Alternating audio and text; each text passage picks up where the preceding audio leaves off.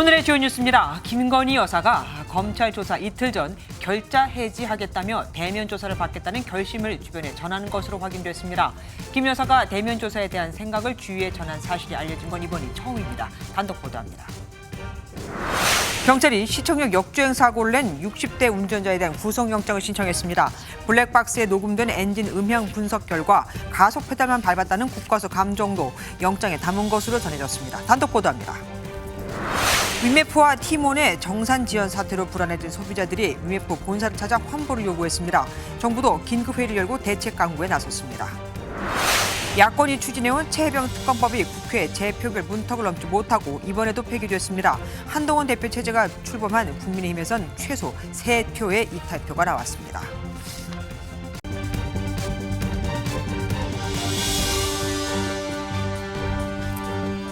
오늘 뉴스7은 김건희 여사 관련 MBN 단독 보도로 시작을 하겠습니다. 김건희 여사가 지난 20일 검찰 조사를 받기 이틀 전에 내가 결자 해지하겠다며 검찰에 출석하겠다는 뜻을 주변에 밝힌 것으로 확인됐습니다. 검찰에선 조사 당일까지도 조사가 정말 성사될까 확신하기 어려운 상황이었다고 알려져 있었는데요.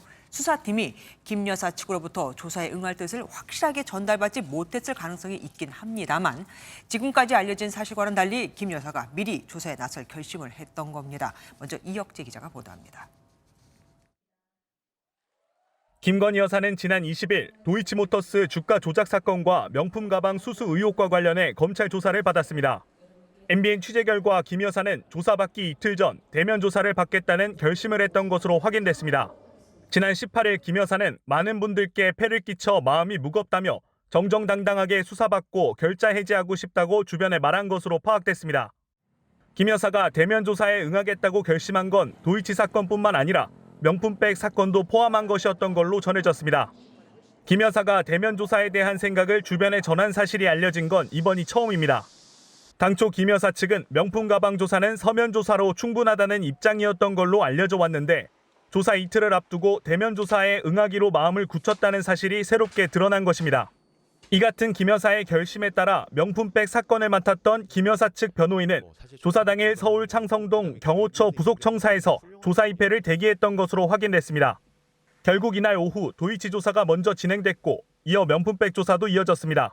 MBN 뉴스 이혁재입니다. 김건희 여사 대면 조사와 관련해 지금 검찰 내 갈등의 핵심은 이창수 서울중앙지검장이 김 여사 조사를 이원석 검찰총장에게 사후 보고를 했다는 거죠. 김 여사를 직접 수사한 수사팀이 명품백 사건도 조사를 한다고 중앙지검 지휘부에 보고한 건 저녁 7시 40분경이었습니다. 그런데 이 지검장이 총장에게 보고한 건 이보다 3시간 정도 후였던 것으로 드러났습니다. 수사팀은 즉각 보고를 했지만 이걸 보고받은 지검장은 늑장 보고를 한 셈이죠. 대검찰청의 진상 파악은 왜 이 지검장이 보고를 3시간 넘게 끌었는지를 규명하는 데 집중될 것으로 보입니다. 현지호 기자입니다. 김건희 여사에 대한 대면 조사가 이뤄진 지난 20일, 이날 검찰총장에게 관련 보고가 올라간 건 밤 11시 20분쯤이었습니다. 이에 대해 서울중앙지검은 명품백 수수 의혹에 대해서는 조사를 할 수 있을지 불투명했던 상황이라 조사를 물을 수 없는 시점에 보고한 것이라 설명했습니다. 그런데 명품백 수사팀이 조사를 시작한다고 보고한 건 저녁 7시 40분쯤이었다는 사실이 새롭게 드러났습니다. 총장 보고보다 3시간 반가량 앞선 시점인데 이창수 지검장이 조사 사실을 알고도 한참 뒤에야 보고를 한 겁니다. 총장에게 보고가 늦어진 이유에 대해 중앙지검 관계자는 조사가 제대로 진행될지 불확실한 상황이었고 조사 도중에는 휴대전화를 쓸 수 없었다고 설명했습니다. 대검찰청의 진상 파악은 이 지검장이 왜 수사팀 보고를 받고 나서 3시간 반이나 지나서야 총장에게 보고를 했는지 규명하는 데 초점이 맞춰질 걸로 보입니다. 진상 파악을 두고 중앙지검 수사팀 반발이 계속되는 만큼 대검은 이 지검장과 1차장 검사 등 지휘부의 한정에 조사를 진행할 계획입니다. MBN 뉴스 현지호입니다. 16명의 사상자가 발생한 시청역 역주행 사고와 관련해 경찰이 가해 운전자에 대한 구속영장을 신청했습니다. 이 운전자는 3차례에 걸친 경찰 조사에서 차량 결함에 의한 급발진 사고라는 주장을 굽히지 않았죠. 하지만 경찰은 그동안의 수사 내용을 종합한 판단이라며 범죄의 중대성을 고려했다고 밝혔습니다. 먼저 한여혜 기자의 보도 보시고 이유가 뭔지도 알아보겠습니다. 지난 1일 밤 서울시청역 인근 도로를 역주행한 승용차가 빠른 속도로 가드레일을 뚫고 인도로 돌진합니다. 이 사고로 회식을 하거나 귀가하던 직장인 9명이 숨지고 7명이 다쳤습니다. 경찰은 사고 발생 23일 만인 어제 차량 운전자 60대 A씨에 대해 구속영장을 신청했다고 밝혔습니다. 영장 신청 배경에는 피해 규모가 크고 피해 회복 역시 이뤄지지 않은 점, A씨가 과실을 인정하지 않은 상황 등이 고려된 것으로 전해졌습니다. 실제 A씨는 3차례에 걸친 경찰 조사에서 브레이크를 밟았지만 딱딱했다고 주장하는 등 차량 결함에 의한 급발진 사고라는 입장을 여전히 고수 중입니다. 하지만 국과수는 사고 기록 장치 분석 결과 운전자 과실에 의한 사고 가능성이 크다는 감정 결과를 지난 11일 경찰에 통보한 바 있습니다. 경찰은 확보된 자료를 토대로 실체적 진실에 근접했다고 보고 수사를 곧 마무리할 방침입니다. MBN 뉴스 한여입니다. 차량 블랙박스엔 소리도 녹음이 됩니다. 소리나 파동을 분석해보면 운전자가 가속 페달을 밟았는지 브레이크를 밟았는지 알 수 있는 건데 국과수가 이번 시청역 역주행 사고 차량 블랙박스에 녹음된 엔진 음을 분석한 결과를 경찰에 통보했습니다. 여기엔 사고 기록 장치 EDR의 엔진 회전수와 차량 속도 기록이 일치한 것으로 돼 있었습니다. 소리 분석도 또 이와 일치했고요. 그러니까 가속 페달만 밟은 정황이 드러난 겁니다. 박혜빈 기자가 단독 보도합니다. 시청역 역주행 사고 가해자 60대 A씨는 브레이크가 딱딱했다며 차량 결함에 의한 사고라는 주장을 굽히지 않고 있습니다. 이에 국과수는 사고 차량 블랙박스에 녹음된 엔진음에 주목했습니다. 음향 정보 분석 기법 중 하나인 스펙트로그램을 활용한 건데 시간에 따른 소리의 크기와 주파수를 함께 볼 수 있습니다. 같은 속도여도 엑셀을 밟을 때 엔진 소리가 더 크고 스펙트로그램상 주파수도 고주파 성분으로 인하여 올라갑니다. 그래프로 어떤 페달을 밟았는지 파악이 가능한데 국과수는 엔진음 분석을 통해 사고 5초 전 가속 페달만 밟았다 뗀 식으로 작동됐다고 판단했습니다. 사고 기록 장치 EDR의 엔진 회전수와 차량 속도 기록도 일치한 것으로 전해졌습니다. 운전자가 가속 페달을 브레이크로 오인한 것 아니냐는 주장에 힘이 실리는 대목입니다. 앞서 MBN은 충돌 당시 브레이크 등이 켜진 이유가 페달을 밟은 게 아닌 사고 충격으로 발생한 페달 관성으로 센서가 작동했다고 단독 보도한 바 있습니다. 서울 남대문 경찰서는 국과수의 감정 결과를 A씨에 대한 구속영장에 담은 것으로 전해졌습니다. MBN 뉴스 박혜빈입니다. 강원도 속초에서는 60대 운전자가 몰던 승용차가 보행자와 차량을 잇따라 들이받았습니다. 보행자 한 명이 숨졌죠. 운전자는 브레이크가 작동하지 않았다고 주장하고 있습니다. 신혜진 기자가 보도합니다. 한 여성이 길가에선 검은 차량 운전자와 이야기를 나눈 뒤 가게로 향합니다. 몇 초 뒤 차량이 주차를 위해 후진하는 듯 하더니 갑자기 빠른 속도로 돌진합니다. 어제 저녁 6시 10분쯤 강원도 속초시 동명동의 한 이면도로에서 발생한 사고입니다. 이 사고로 길을 걷던 모녀 2명 가운데 40대 딸이 숨지고 60대 어머니와 다른 차량 탑승자 등 4명이 다쳤습니다. 후진 차량이 주변에 주차해 있던 다른 차량들을 밀고 나가면서 차량 5대가 파손됐습니다.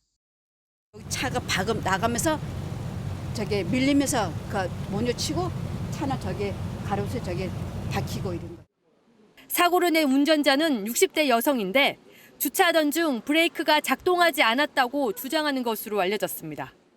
일단은 브레이크 안 들었다라고 하는 것 같은데 근데 모르겠습니다. 이제 화면상 봤을 땐 브레이크 등이 안 밟은 게 안 보이던데. 경찰은 돌진 차량 운전자를 교통사고 처리 특례법에 따라 입건했습니다. MBN 뉴스 신혜진입니다. 전자상거래 업체 위메프와 티몬이 입점 판매자들에게 판매 대금을 제때 처리하지 못하면서 불거진 정산 지연 사태의 불똥이 이제 직접적으로 소비자들에게 튀었습니다. 위메프 본사 앞은 환불을 받지 못한 전국에서 몰려든 피해자들로 온종일 북적였고 본사 재무팀이 나서서 환불 요청을 수기로 받는 이커머스 업체에서 요즘 시대 웃지 못할 풍경도 벌어졌습니다. 박동일 기자가 취재했습니다. 서울 삼성동 위메프 본사 앞으로 이른 아침부터 사람들이 몰려듭니다. 밤새 환불 조치를 기다리는 피해자까지 겹치며 건물 로비는 온종일 북새통이었습니다. 전산 작업 없이 일일이 수기로 환불이 진행되면서 속도가 나지 않자 고성이 오갔고 네, 아침 8시 10분부터 지금 아직까지 다 해결이 못해서 기다리고 있습니다. 하루 종일 기다리고 있어요. 얼마나 더 기다려야 될까요? 문이 닫힌 팀원 본사를 찾았다 헛걸음을 한 사람들도 찾아와 불만을 쏟아냈습니다.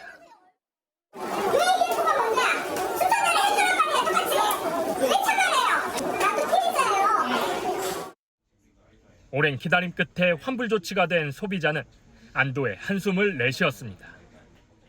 새벽에 부랴부랴 이렇게 왔습니다. 마음이 좀 놓이고요. 다음부터는 항공권은 항공사에서 꼭 구매를 하려고. 유아연 위메프 대표는 소비자 피해를 최우선으로 해결할 방침이라며 그룹 차원에서 자금을 확보 중이라고 밝혔습니다. 환불을 책임지고 완수하려고 하고요. 저희 회사와 큐텐그룹 같이 논의해가지고 방안을 마련해서 대응하려고 합니다. 티몬과 위메프를 통해 상품을 판매했던 기업들도 자체 대응에 나섰습니다. 한 여행사는 수수료를 자비로 부담해 환불을 진행했고 SPC는 티몬과 위메프에서 판매된 모바일 상품권을 자체 환불해주기로 했습니다.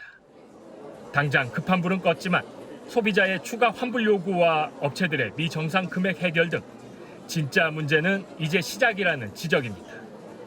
MBN 뉴스 박통일입니다. 더디긴 해도 위메프는 그나마 낫습니다. 여기선 환불이 시작됐으니까요. 문제는 티몬입니다. 감감무소식이거든요. 정산금을 못 받고 판로까지 끊겨 억 단위 손해를 입은 업체가 한두 군데가 아닌데 연쇄 부도 우려까지 나오고 있습니다. 한범수 기자가 보도합니다. 경기 군포시에 있는 수건 제조기업. 온라인 쇼핑몰 업체 티몬으로부터 2달치 판매 대금 1억 원을 받지 못했습니다. 새로운 거래까지 막히면서 상대적으로 판매 의존도가 높았던 이 회사는 더 큰 충격에 휩싸였습니다. 직원 월급도 줘야 되고 또 대출도 갚아야 되고 이런 여러 가지 관리를 해야 되는데 지금 당장은 저희가 어떻게 해결해야 될지. 남해안에서 전복을 잡는 모 업체에 지연된 정산금도 1억 원. 시가 기준으로 작은 전복 2,500여 마리만큼 손실이 났습니다. 거의 한 1억 정도 있는 것 같아요. 일단 담당 MD랑 통화를 했는데 담당 MD도 지금 정확하게 얘기는 못하고 있는 상황이고. 티몬과 위메프에 입점한 업체는 6만여 곳으로 많게는 수십억 원에 달하는 손해를 입을 처지에 놓였습니다. 위메프와 달리 티몬은 아직 정산 절차에 나서지 않은 것으로 전해졌는데 소상공인 연쇄 도산이 현실화할 수 있다는 우려가 커지고 있습니다. 규모가 큰 기업들이라고 안심할 처지는 아닙니다. 숙박 플랫폼 업체인 야놀자는 지분 매각 미수금 1,700억 원가량을 받지 못한 것으로 알려졌습니다. 주요 여행사들은 티몬을 거친 상품 구매자를 위해 비용 보전에 나섰는데 추후 티몬 측 보상을 받지 못할 경우 실적의 부담이 가중될 전망입니다. MBN 뉴스 한범수입니다. 티몬 위메프 정산 환불 지연 사태가 일파만파 커지자 금융당국은 카드사에 소비자들의 취소 환불을 받아달라고 요청했고 공정거래위원회는 소비자원을 통해 집단 분쟁 조정 준비에 들어갔습니다. 하지만 민간 기업들의 지급 불이행 문제라 정부가 사태 해결을 주도하기에는 한계가 분명 있습니다. 길기범 기자입니다.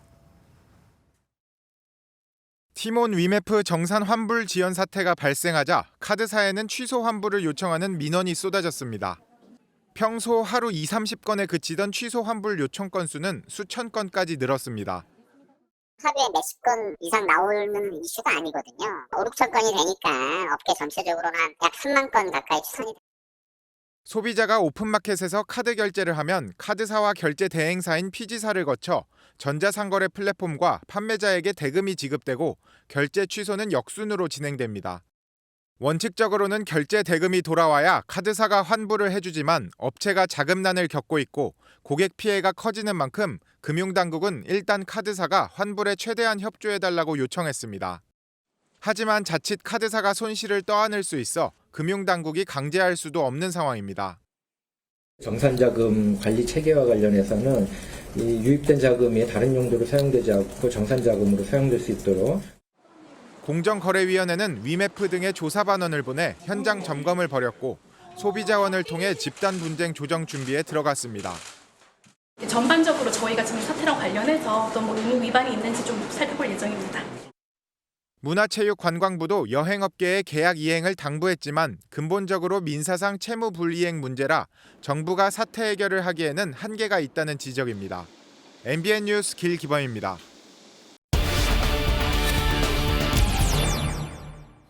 피해는 걷잡을 수 없이 커지고 있습니다. 근본 원인이 뭘까요? 산업부 정혜린 기자와 알아보겠습니다. 어서 오십시오. 이 문제가 어떻게 촉발되는지부터 짚어보죠. 네, 이달 초부터 SNS에 위메프 입점 업체들이 판매 대금을 정산받지 못했다는 글이 올라오면서 시작됐는데요. 네. 2달 후 정산을 하는데 5월 판매 대금이 들어오지 않은 겁니다. 이 정산 지연 사태가 일파만파 커지면서 판매자부터 상품을 산 소비자까지 공경에 빠졌는데요. 네. 위메프는 일부 환불이 되고 있지만 티문은 목까지 굳게 닫히고 대표도 모습을 보이지 않아 일부 피해자들이 본사 내부로 진입하기도 했습니다. 지금 말씀하신 거 들어보니까 2달 후에 정산을 한다고요? 그러면은 정산 기간이 꽤 긴데 보통 온라인 쇼핑 업체들이 다 이렇습니까? 아닙니다. 이 업체들마다 정산 기간이 모두 다 다른데요. 이 G마켓이나 네이버 같은 경우는 고객이 구매를 확정하면 바로 다음 날 판매자에게 대금을 지급합니다. 반면 티보는 거래한 달의 마지막 날 40일 뒤 위메프는 월 매출 마감 기준 다다음 달 7일에 정산을 했습니다. 어쨌든 자금을 유통할 수 있는 시간이 꽤 긴 거잖아요. 그런데 어떻게 이렇게 문제가 커졌을까요? 네, 사실 업계에서는 이 문제의 뇌관 중 하나로 바로 상품권을 꼽고 있습니다. 네, 이 상테크라고 하죠. 상품권을 구매하고 현금화해 차익을 남기는 건데요. 네. 티몬과 위메프는 문화상품권을 최대 10% 할인해 선판매했습니다. 이런 상품권은 간편 결제 포인트로 전환해 수많은 가맹점에서 결제할 수 있어서 아주 큰 인기를 끌었고 많은 이용자가 몰리기도 했습니다. 이 선불 충전금인 티몬캐시도 유사한 방식으로 활용됐습니다. 이에 정산 주기를 활용해 돌려막기식으로 단기간에 현금을 끌어들이기 위한 게 아니냐는 의심이 나오기도 했는데요. 이 티몬과 위메프의 모회사 큐텐그룹이 올해 초 미국 쇼핑몰 플랫폼인 위시를 2,300억 원에 인수했는데 업계에선 그 투자 자금 일부가 빠져나간 게 이 재정 위기로 이어진 게 아니냐는 추정이 나오고 있습니다. 그러니까 무리한 투자가 문제가 됐을 수 있다 이겁니다. 그러면 다시 피해자에게 돌아와서 피해자들은 어떻게 이 손해배상을 받을 수 있습니까? 네, 오늘 정부는 소비자원을 통해서 집단 분쟁 조정을 지원하겠다고 했습니다. 하지만 업체가 거부하면 보상이 어려운데 이 경우는 집단 손해배상 소송으로 이어질 수 있습니다. 판매자 미정산 문제도 이 민사상 채무불이행 문제라서 공정거래법으로 직접 의결이 어렵습니다. 전문가들은 영세 판매자들이 무너지지 않게 대책 마련이 필요하다고 지적하고 있습니다. 그 계약대로 지키지 못한 거에 대해서는 플랫폼이 보상을 하되 또 정부에서도 적절하게 여기에 대해서 좀 대책을 강구해 줘야 되지 않나. 판매자들은 자구책으로 오픈 톡방에서 대응 방식을 함께 논의하고 있는 상황입니다. 여기까지 듣겠습니다. 지금까지 정예린 기자와 함께했습니다. 고맙습니다. 바이든 미국 대통령이 현재 호스피스 병동에 있고 오늘 밤을 넘기지 못할 것으로 보인다는 최근의 가짜 뉴스 보란 듯이 바이든 대통령이 건강한 모습으로 대국민 연설을 했습니다. 그는 재선 도전을 포기한 데 대해 국민을 통합하려는 것이었다고, 또한 민주당 대선 후보로 사실상 확정된 해리스 부통령에 대해선 경험 있고 능력 있다고 평가했습니다. 워싱턴에서 최종락 특파원입니다. 바이든 미국 대통령은 백악관 대국민 연설에서 후보직은 사퇴하지만 공화당 일각에서 요구하는 대통령직 사퇴 요구는 일축했습니다. For the next 6 months, I'll be focused on doing my job as president. 재선 도전 포기 이유에 대해서는 국민 통합을 위한 최선의 길이었다고 강조했습니다. So I've decided the best way forward is to pass the torch to a new generation. That's the best way to unite our nation. 반민주적인 트럼프의 재집권을 막고 더 경쟁력 있는 후보를 내세웠다는 점을 강조한 것으로 풀이됩니다. 대통령 후보로 지지한 해리스 부통령에 대해서는 경험 있고 강하며 능력 있다고 평가했습니다. 본격적인 대선 유세에 나선 해리스 부통령은 연설에서 트럼프처럼 과거로 돌아갈 수 없다며 민주당 지지층인 흑인 여성에게 지지를 호소했습니다. These extremists want to take us back, but we are not going back. We are not going back. It's a fight for the future. And ours is a fight for freedom.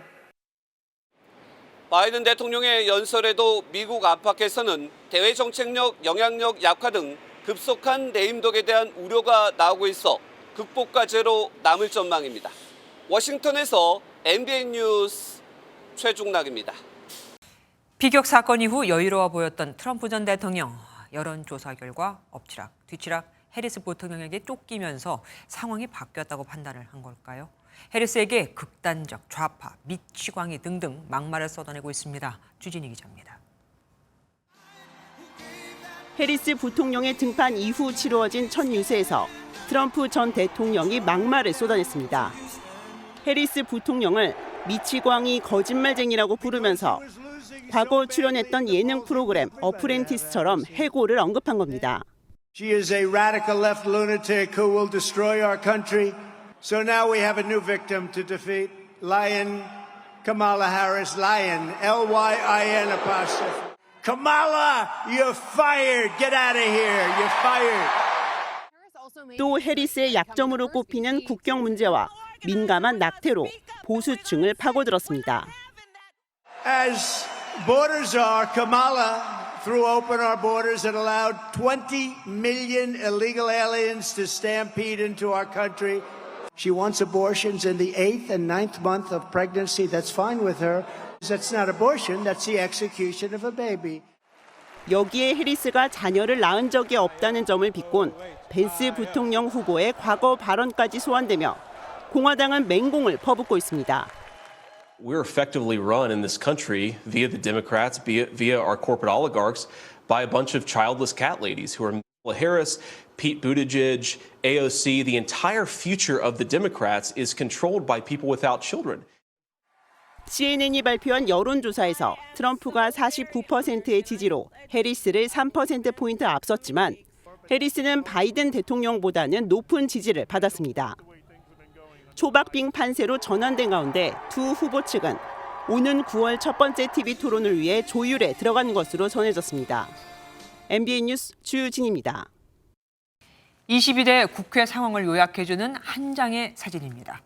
최혜병 특검법과 방송사법 등 쟁점 법안은 물론 이상인 방통위 부위원장 탄핵안을 놓고 여야 모두 한 발짝도 물러서지 않는 바로 오늘 상황입니다. 극한 대치의 중심에 있는 최혜병 특검법은 재표결에 붙여졌지만 또다시 부결됐는데요. 공개 투표였던 지난번과 달리 이번에는 익명 투표여서 그랬을까요? 국민의힘에선 기존에 찬성 의사를 밝혔던 안철수 의원 외에 3명의 이탈표가 더 나왔습니다. 야권에선 새로운 특검법을 즉각 재추진하겠다며 공세를 이어갔습니다. 서영수 기자입니다.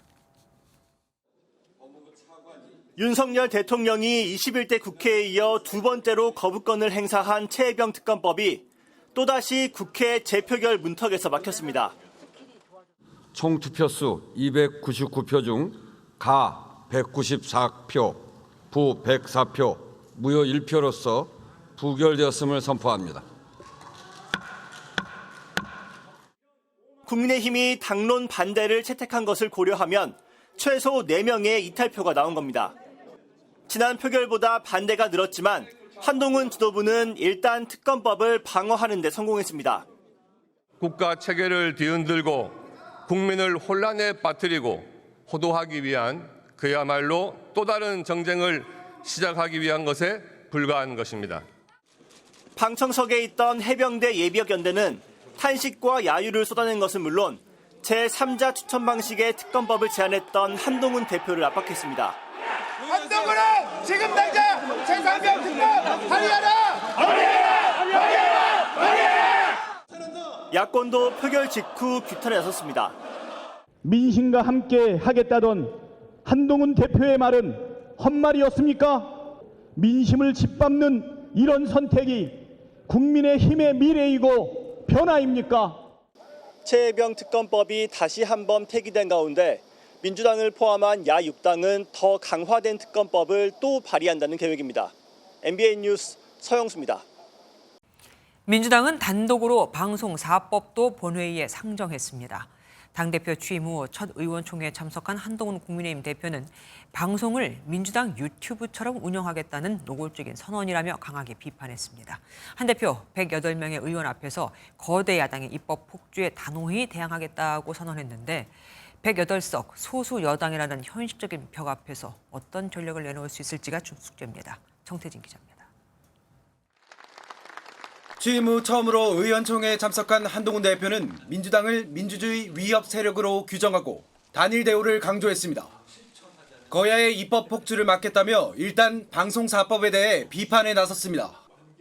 방송장악사법은 한마디로 방송을 민주당의 유튜브처럼 운용하겠다는 노골적인 선언이기 때문입니다. 그건 민주주의를 파괴하고 국민에게 피해를 줍니다. 공영방송 기능마비 방송납법 철회하라! 공영방송 이사 숫자를 늘리고 이사 추천권을 관련 시민단체에 부여하는 내용의 방송사법은 민주당의 공영방송 사유화를 위한 악법이란 주장입니다. 민주당이 방송사법을 예고했던 대로 본회의에 올리면서 국민의힘은 무제한 토론, 필리버스터로 맞섰습니다. 이렇게 무모한 법을 추진해서 우리 언론을 갈라치게 하고 편파, 왜곡, 허위 조작 뉴스까지 공영방송의 전파를 타서 국민들을 분열시키고 주호영 국회 부의장도 본회의 사회를 거부했습니다. 민주당은 필리버스터 중단 카드로 24시간 뒤 토론을 종료하고 4개 법안을 하나씩 상정해 처리한다는 방침입니다.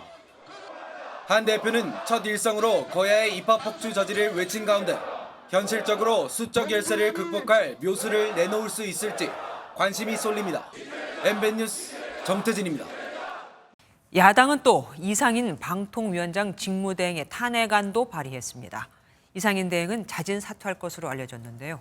원래 5명인 방통위엔 지금 방통위원장도 없으니 상임위원 달랑 1명 있는 거죠. 이 대행마저 사퇴하면 방통위에 위원이 단 1명도 남지 않는 초유의 사태를 맞게 됩니다. 차민아 기자가 보도합니다. 더불어민주당 등 야5당이 방통위 이상인 위원장 직무대행에 대한 탄핵소추안을 발의했습니다. 방통위원 2인 의결에 동조하고 직무대행 권한을 넘어 업무를 진행하고 있다는 이유입니다. 이사 선임과 관련된 의결되지 않은 내용까지도 행정 절차라는 이유로 지금 진행하고 있다. 야당의 탄핵안 발의는 이상인 부위원장 업무를 정지시켜 MBC 대주주인 방송문화진흥회 등 이사 선임 절차를 지연시키려는 목적으로 보입니다. 이 부위원장은 탄핵안 표결 전에 자진 사퇴를 고민하고 있는 것으로 알려졌습니다. 탄핵이든 사퇴든 5인 구조의 방통위에 일시적으로나마 1명도 남지 않는 초유의 사태가 벌어지는 겁니다. 국민의힘은 야당이 정치적 목적으로 방통위를 무력화시키고 있다고 비판했습니다. 행정부의 권력 자체를 형용화시키는 것입니다. 행정은 개인 소유물이 아닙니다. 국민의 것이죠. 그래서 행정의 공백은 있어서는 안 된다. 이진숙 방통위원장 후보자도 청문회에서 충격적이라는 표현을 쓰며 업무 마비를 우려했습니다. 부처의 업무를 완전히 마비시키기 때문에 신중하게 생각을 해주셨으면 하고. 방통위가 연일 정쟁에 휩쓸리면서 산적한 방송통신 정책들은 우선순위에서 밀려나고 있습니다. MBN 뉴스 차민아입니다.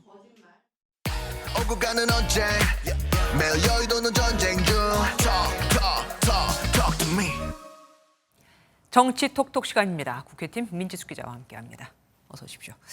첫 번째 주제 보겠습니다. 윤석열 대통령과 한동훈 대표가 러브샷. 근데 한 대표는 술 안 마시잖아요. 그렇습니다. 그래서 제로콜라를 손에 들었는데요. 위치가 조금 바뀐 것 같기는 합니다. 윤석열 대통령은 맥주를, 한동훈 대표는 제로콜라를 손에 들고 어제 러브샷을 했다고 하는데요. 네. 이 만찬에 참석했던 윤상현 의원에게 어떤 상황이었는지 물어봤더니요. 이 분위기가 한창 무르익어가는 가운데 자신이 두 사람의 러브샷을 주선했고 이 둘이 흔쾌히 잔을 들어올렸다라고 이야기했습니다. 대통령과 한 대표가 만난 건 상당히 오랜만입니다. 그렇습니다. 지난 1월 이 김건희 여사 문제로 두 사람 충돌했다가 이를 풀기 위해 오찬을 한 뒤 약 반년 만입니다. 그래서 분위기가 조금 어색하지 않을까 했는데요. 윤 대통령이 먼저 한동훈 대표를 외롭게 하지 말라라고 주변에 당부를 했다고 합니다. 당대표가 외롭지 않도록 좀 잘 좀 보좌를 하고 같이 늘 함께 하도록 그런 주문을 많이 했습니다. 밥도 같이 먹고 술도 같이 마시고 상가에 갈 때도 같이 가야 된다. 네, 이런 덕담에 한동훈 대표가 대통령을 중심으로 뭉치자라고 화답을 했다 하는데요. 다만 최혜병 특검법과 같은 민감한 현안에 대한 이야기를 나오지 않았다고 하는데 만찬 분위기처럼 당정 관계가 훈풍이 불지는 조금 더 지켜봐야 할 것 같습니다. 예, 국회 소식으로 넘어가 보겠습니다. 이틀 뒤 이어진 이진숙 방통위원장 후보자 청문회. 여기서 또 신경전이 계속됐죠. 이번엔 종이 2장이 문제였습니다. 이진숙 후보자가 과거 자신이 MBC 직원들을 사찰했다라는 의혹에 대해 반박하는 설명 자료를 양손에 들어 올렸는데요. 이때부터 불꽃이 튀었습니다. 콩밥, 쥐밥 이런 모든 직원들이 사찰당하고 프로그램에 들어가면 모든 걸 다 회사에서 볼 수 있다고 얘기를 했어요. 콩밥, 쥐튀김, 조인트, 제철 음식을 잠깐만요. 조각조각 씹어봅시다. 이훈기 위원님 죄송합니다. 잠깐 질의 중단하시고 이거 드세요. 그거 내리십시오. 아니 지금 피켓 투쟁하십니까? 네, 보신 것처럼 최민희 위원장은 이 청문회장에서 처음 보는 피켓 시위다 이렇게 문제 제기를 했고요. 네. 이진숙 후보자는 그저 자료일 뿐이다라며 물러서지 않으면서 신경전이 더 고조됐습니다. 그 행태에 대해서 사과하십시오. 저는 관련 자료를 제시했을 뿐입니다. 관련 자료 제시 방법을 알려드렸잖아요.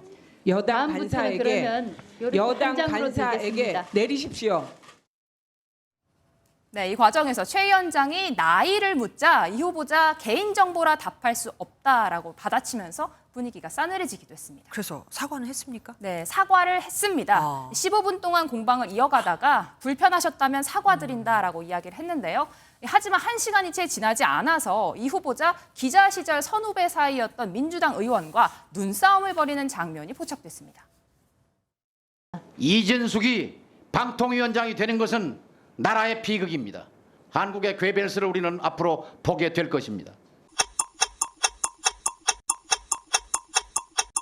저는 오히려 괴벨스라는 용어를 저에 대해서 쓰신 부분에 대해서 김무영 정말 위원님 유감스럽습니다. 네, 본회의장도 시끄러웠습니다. 최상병 특검법이 부결된 직후에 큰 소란이 있었다고 들었습니다. 그렇습니다. 앞서 리포트에서 보신 것처럼 현장에서 표결을 지켜보던 이 해병대원들이 항의하면서 목소리를 높였는데요. 이를 수차례 중단시키던 우원식 국회의장, 여당 의원들의 이 한마디에 결국 폭발했습니다. 나가고 있잖아요. 나가고 있는데 무슨 개판이야 개판은. 말 함부로 하지 말라고. 안 된다고 내가 조용히 하라고 그랬어요. 말 함부로 하지 말아요. 네. 극한 대치 중인 여야의 주말 내내 방송 4법을 두고 무제한 토론으로 극한 대치를 이어갈 예정입니다. 예, 더 들어서는 안 되겠습니다. 지금까지 민지숙 기자와 함께했습니다. 고맙습니다. 더불어민주당 인사들에게 경기도 법인카드로 식사를 대접한 혐의를 받는 이재명 전 대표의 배우자 김혜경 씨에 대해 검찰이 벌금 300만 원을 구형했습니다. 공소시효가 끝나 이번 사건에 묵지는 못했지만 추가 범행도 여럿 더 있었고 무엇보다 반성하지 않는다며 죄질이 무겁다고 본 겁니다. 김혜경 씨는 선거 기간 식사를 대접받지도 하지도 말자는 원칙을 지켜왔다며 재판부에 울먹이며 호소했습니다. 윤규란 기자입니다. 김혜경 씨는 지난 2021년 더불어민주당 전현직 의원의 배우자와 김 씨의 수행원들을 위해 경기도 법인카드로 식사비 10만 4천 원을 결제하게 한 혐의를 받습니다. 검찰은 김 씨가 이재명 전 대표를 민주당 대선 후보로 당선되게 하려는 목적으로 당내 중진 원로 정치인을 매수하려고 했다며 벌금 300만 원을 구형했습니다. 10년 넘게 김 씨의 사적 용무를 한 측근 배모 씨에게 책임을 떠넘기고 반성의 기미도 전혀 보이지 않는다는 점도 양형 요소로 반영해야 한다고 강조했습니다. 최후 진술에서 김혜경 씨는 울먹이는 목소리로 선거 기간 식사를 대접받지도 하지도 말자는 원칙을 지키고 살아왔다며 무죄를 주장했습니다. 의심과 추측이 아무리 쌓여도 그게 증거가 될 수 없고 그것이 진실이 될 수는 없습니다. 양측의 입장을 들은 1심 재판부는 다음 달 13일 사건에 대해 결론 짓겠다고 밝혔습니다. MBN 뉴스 윤기란입니다. 요즘은 도울 때 금반지가 아니라 주식을 사줍니다. 자녀에게 주식을 사주고 다시 아빠에게 되팔게 해 63배의 차익을 얻게 하는 등 여러 의혹으로 문제가 된 이수견 대법관 후보자가 인사청문회에서 한 말입니다. 이 후보자는 송구하다면서도 주식 사준 부모는 다 비난을 받아야 하냐며 반박했습니다. 이시열 기자가 보도합니다. 자녀가 이른바 아빠 찬스로 산 비상장 주식으로 막대한 시세 차익을 거둬 청문회 전부터 논란이 일었던 이수견 대법관 후보자. 오늘 열린 인사청문회에서도 의원들의 질의가 이어졌고 이 후보자는 연신 고개를 숙였습니다. 하지만 이 후보자의 자녀가 황제 주식을 받았다는 지적이 나오자 반박에 나섰습니다. 완전히 우리가 지탄하는 그 황제 뭐 주식을 받은 거라고 볼 수밖에 없죠, 이 아이들이. 요즘은 아이들 돈이나 백일 때 금반지를 안 사주고 주식을 사줍니다. 주식을 사서 주는 부모들을 마음은 다 그렇게 비난받아야 하는 것인지를. 부적절한 답변이라는 반응에 이 후보자는 다시 사과했습니다. 자녀들에 대한 말씀을 하셔서 평정심을 잃은 것 같습니다. 그 부분 정말 죄송합니다. 여당에서는 특혜로는 보일 수 있지만 이 후보자가 기부했다는 점을 강조했습니다. 국민 눈높이에 맞지 않는다고 생각하긴 하는데 계속해서 또 기부는 기부대로 해오셨어요. 이 후보자는 제3보단 판결을 봐달라고 말했지만 과거 서울고법 근무 당시 현대자동차 하청 불법 파견 소송에서 노동자 패소로 내린 판결이 오늘 대법원에서 뒤집히기도 했습니다. 국회는 대법관 후보자 3명의 임명 동의안에 대한 심사 경과 보고서를 채택할 예정입니다. MBN 뉴스 이시열입니다. 진료비를 심사하는 건강보험심사평가원이 환자가 수술한 특정 부위의 사진을 요구해 논란이 일고 있습니다. 여성 질환 환자였는데 말이죠. 심평원은 병원 측의 의료 행위 대가인 수가를 올려주려고 추가 자료를 요청한 것일 뿐이라며 제출을 강요한 것은 아니라고 해명했는데 의료계에서는 월권이라는 주장도 나옵니다. 이상엽 기자가 보도합니다. 서울 강남의 산부인과 병원 A 원장이 최근 심평원으로부터 받은 공문입니다. 여성 환자의 생식기 종양 수술에 수가를 받기 위해 제출할 자료에 수술 전후 사진이 포함됐습니다. A 원장은 조직 검사 결과와 진료 기록에 더해 환자 사진까지 요구한 건 처음이라고 설명했습니다. 사진 봐서 병변을 본다는 건지 그냥 우리 환자의 생식기를 본다는 건지 도대체 이거 가지고 뭐 하겠다는 건지 그 의도를 알 수가 없다는 거예요.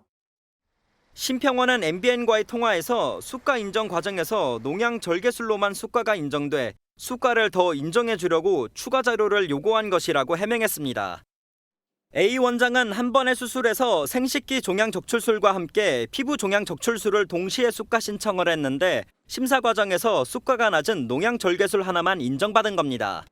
하지만 A 원장은 심평원의 요구대로 사진을 제출해도 병변을 정밀하게 진단하기 어렵다고 주장합니다. 의료계는 민감한 개인정보가 담긴 사진을 요구하는 것은 진료 행위를 위축시킬 수 있다며 강력히 반발했습니다. 조직검사 결과가 있으면 시행 수술이 이루어졌다는 것을 확인할 수 있음에도 불구하고 사진 촬영 등의 자료를 추가적으로 요청한 것은 의료의 진료권에 대한 상당한 위축을 가져올 수가 있어서 논란이 커지자 심평원은 공식 자료를 내고 해당 수술료를 입증할 수 있는 자료 중 하나에 수술 부위 사진이 포함됐고 이 중 가능한 걸 내라고 했을 뿐 의무적으로 제출하라는 건 아니었다고 해명했습니다. MBN 뉴스 이상엽입니다. 원가 절감을 위해 값싼 중국산 다진 양념과 고추씨, 분말을 섞어 건고추 100%의 고춧가루로 속여 판 업체가 식약처에 적발됐습니다. 여기까지도 분노할 일인데 여기서 심지어 사용이 금지된 농약도 검출이 됐습니다. 전남주 기자가 보도합니다. 충청북도의 한 공장입니다. 남성이 포장된 비닐을 벗기고 다진 양념을 기계 안으로 넣습니다. 이어 포대자루에 담긴 무언가를 한꺼번에 쏟아붓습니다. 국내산 100% 말린 고추로만 고춧가루를 만든다고 하면서 혼합해서는 안 되는 다진 양념까지 섞어 제조하고 있던 겁니다. 결국 식약처 단속반에게 딱 걸렸습니다. 그럼 여기다가 그 고추씨나 고추씨를 여기다 넣는 거예요? 여기다 넣고 그러면 한꺼번에 같이 혼합을 시켜버리는 거예요? 육안으로는 구분하기가 쉽지 않다는 점을 노렸는데 진짜 국내산 고춧가루보다 싸다 보니 지난 2021년부터 2년 반 동안 무려 557톤, 80억 원 넘게 시중에 판매했습니다.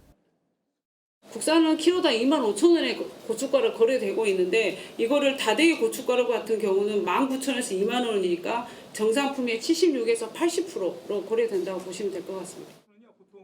세관에 신고도 하지 않고 보따리 상인들에게 사들인 중국산 말린 고추에서는 사용이 금지된 성장 촉진 농약까지 검출됐습니다.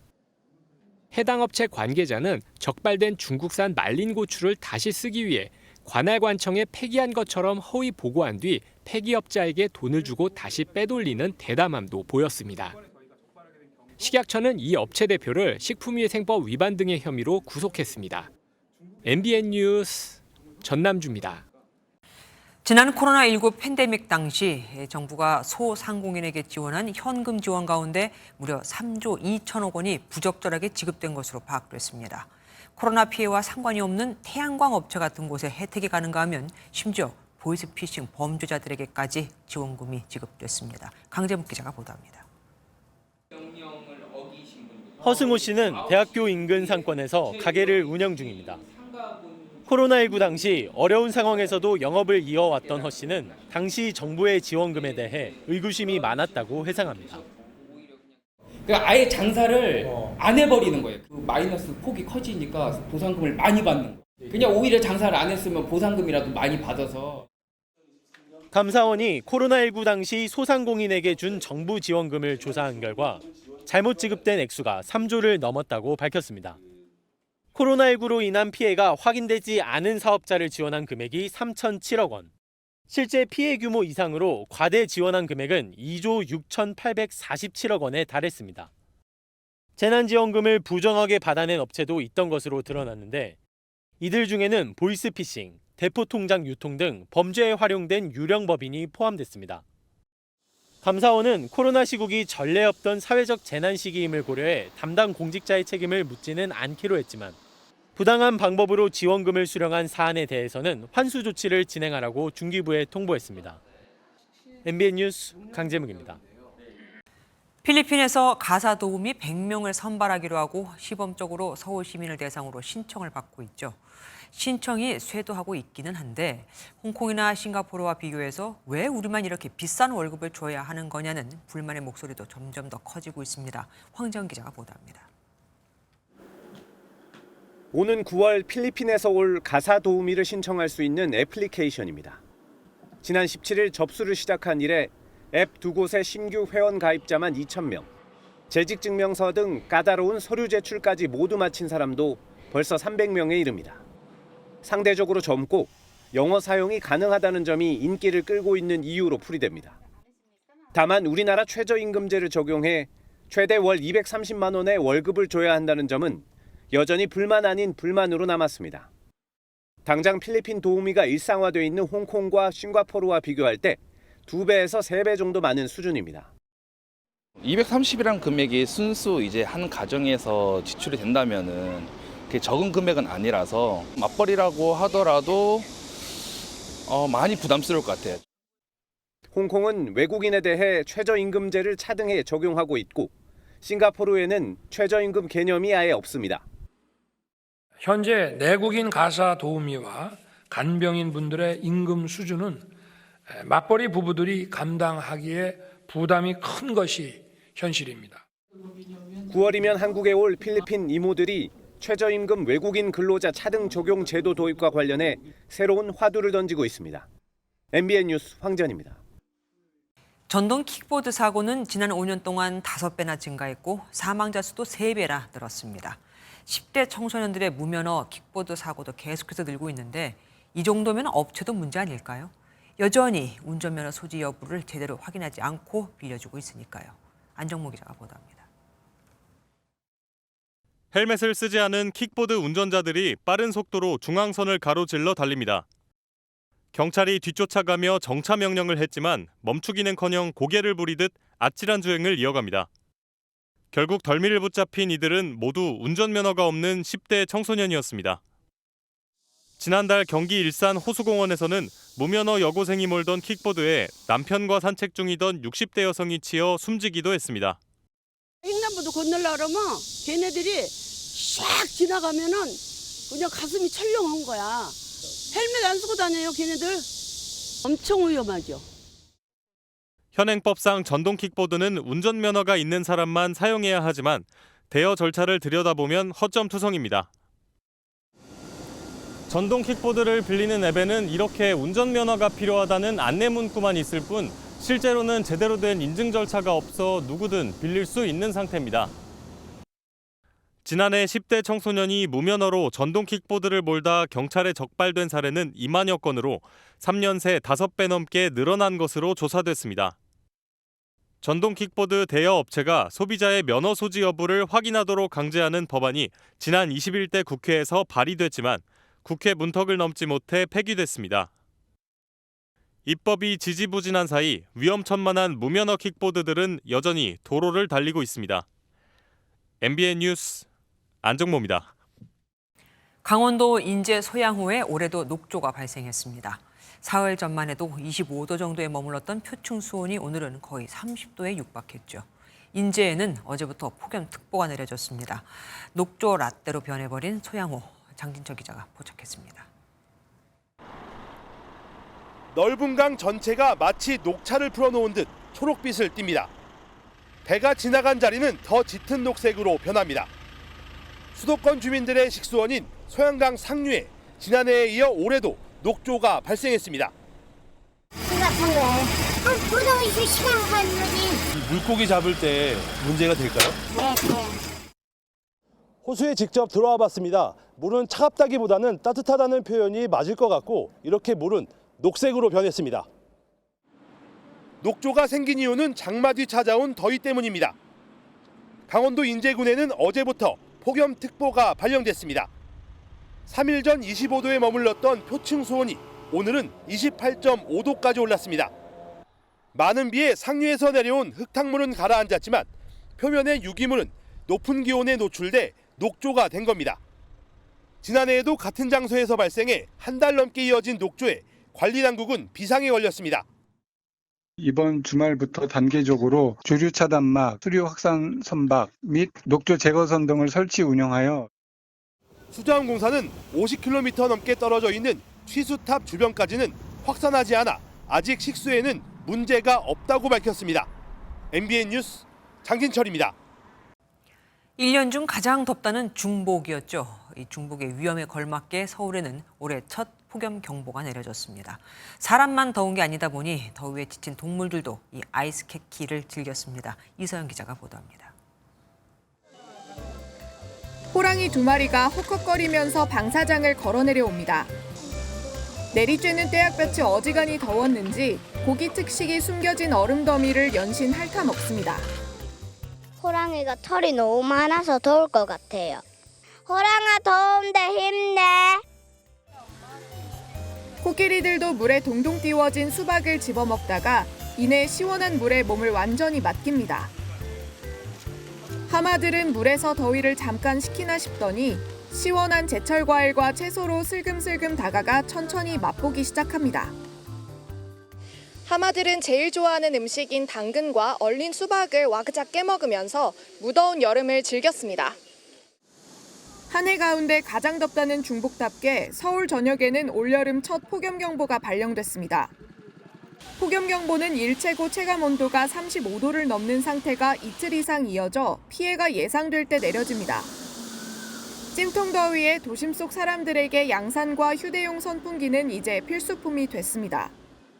최고 체감온도 35도 이상의 무더위가 이어지고 열대야가 나타나는 곳이 많겠습니다. 전국적으로 한낮에는 폭염이, 밤에는 열대야가 이어지는 만큼 기상청은 온열 질환에 유의할 것을 당부했습니다. MBN 뉴스 이서영입니다.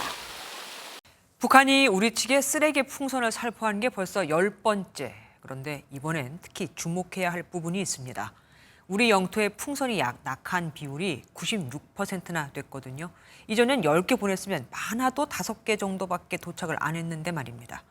기폭 장치와 타이머를 부착한 비율도 늘고 있고요. 어쨌든 그럼 북한은 이렇게 모은 풍선 부양 데이터를 바탕으로 유사시에 생화학 물질을 담은 풍선을 보낼 수도 있는 거겠죠. 권영봉 기자가 보도합니다.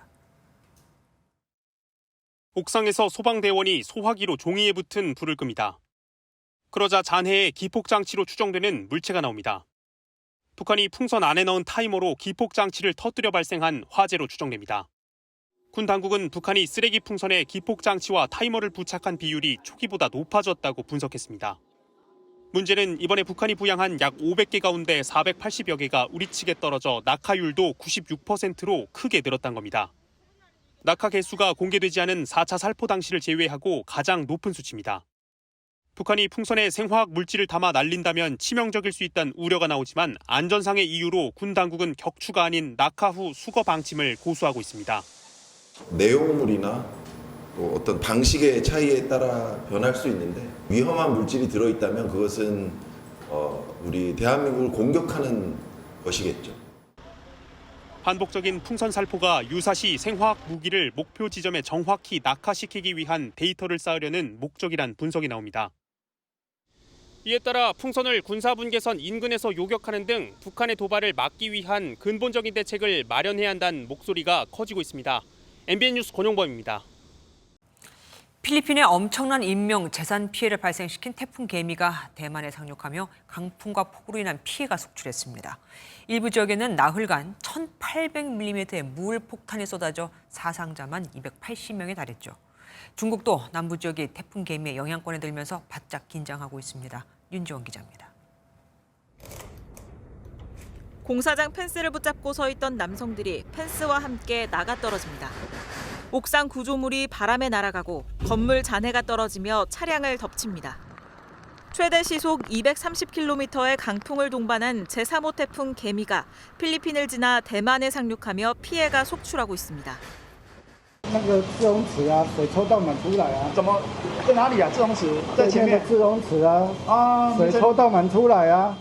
대만 중앙재해대책본부에 따르면 현지 시간 오늘 오전 8시 기준 사망자는 2명, 부상자는 270여 명에 달하고 32만여 가구가 정전됐습니다. 국내외 항공편 200여 편의 운항이 취소됐고 22개 시와 현에서 학교 수업이 중단됐습니다. 原本是预定今天的行程回金门，那后来看到取消了班机，立荣航空有一班，它有飞，所以原本早上的时候过来候补，那候补没有上，那我现在就是要烦恼我住宿的问题，还有我今天要去哪里这样。 태풍 개미는 지난 2016년 제1호 태풍 네파탁 이후 8년 만에 대만에 상륙한 강급 태풍으로 대만 동부와 중부 일부 지역에 어제 하루에만 500mm가 넘는 비를 뿌렸습니다. 태풍 개미는 중국 푸젠성을 거쳐 중국 내륙으로 북상한 뒤 소멸할 것으로 보입니다. 중국 당국은 올해 처음으로 푸젠성에 태풍 적색 경보를 발령하고 열차 운행을 중단하는 등 피해에 대비하고 있습니다. MBN 뉴스 윤지원입니다. 상속세가 25년 만에 바뀝니다. 최고 세율이 40%로 낮춰졌고 자녀 공제도 대폭 확대돼 서울의 평균 아파트 가격인 12억 원대 한 채를 배우자와 자녀 2명에게 상속하면 상속세를 아예 내지 않아도 됩니다. 논란이 컸던 종부세는 그대로 유지됐습니다. 이승민 기자가 자세히 설명해드리겠습니다. 서울 송파구의 이 아파트 시세는 16년 전 9억 원대였지만 최근엔 25억 원이 넘습니다. 3배 가까이 가격이 올랐지만 상속을 하면 그만큼 세금도 많이 내야 합니다. 집값 올라가는 것이 그렇게 반갑지 않다 그렇게 생각하고 있어요. 물가는 올랐는데 이거 상속세나 또 증여세가 너무 과다하니까. 작년 기준 과세 대상은 2만 명에 육박했습니다. 불과 4년 전과 비교해도 2배 넘게 늘어난 수치입니다. 부자세로 알려진 상속세가 이제는 서울의 아파트 한 채를 가진 사람도 대상이 되다 보니 정부도 25년 만에 개정안을 내놨습니다. 자녀 공제 한도도 대폭 높여 상속재산 5억 원까지는 세금을 내지 않아도 되고 최고 세율도 현행 50%에서 40%로 낮췄습니다. 세계에서 가장 높은 수준인 상속세 최고세율을 40%로 하향 조정하고 중산층, 특히 다자녀 가구의 상속세 부담을 덜어드리겠습니다. 법 개정안이 통과되면 배우자와 두 자녀가 25억 원 아파트를 상속받을 경우 세금이 4억 4천만 원에서 1억 7천만 원으로 줄어듭니다. 신혼부부에게는 3년간 최대 100만 원의 세금을 깎아주고 자녀 세액공제 금액도 10만 원씩 인상됩니다. 하지만 관심을 모았던 종합부동산세 개편은 집값 상승을 부추길 수 있고 지방 재정을 악화시킬 수 있다는 우려로 이번 개정안에는 포함되지 않았습니다. MBN 뉴스 이승민입니다. 국내 반도체 기업인 SK 하이닉스가 AI 서버에 들어가는 HBM의 수요 증가에 힘입어 2분기 창사 이래 최대 실적을 기록했습니다. SK 하이닉스는 2분기 영업이익 5조 4,685억 원으로 지난해 동기와 비교해 흑자로 전환됐고 매출은 16조 4천억 원으로 2분기 기준 최대 매출을 기록했다고 밝혔습니다. 더위에 지치지 않게 건강관리 잘해주셔야겠습니다. 전국 대부분 지역으로 수일째 폭염특보가 계속되는 가운데 오늘 서울에는 올해 첫 폭염경보가 내려졌습니다. 당분간 한낮 최감온도가 33도 이상으로 올라서 매우 무덥겠습니다. 낮 동안 기온이 오르면 대기가 불안정해지는데요. 때문에 내일도 곳곳으로는 강한 소나기가 지날 수 있겠습니다. 한편 남해안과 제주로는 차츰 많은 비가 쏟아지겠습니다. 제주 산지에는 400mm 이상, 지리산과 남해안으로 150mm 이상의 비가 예상됩니다. 내일 전국에 구름 많은 가운데 중부지방 낮 기온은 서울이 34도까지 오르는 등 오늘보다도 더 덥겠습니다. 남부지방 낮 기온은 광주가 30도, 창원 32도 등으로 오늘보다는 1에서 3도 정도 낮겠습니다. 오는 주말 내륙으로는 강한 소나기가 지날 수 있겠고요. 다음 주에는 수도권과 강원 영서에 비가 길게 이어질 전망입니다. 내셨습니다.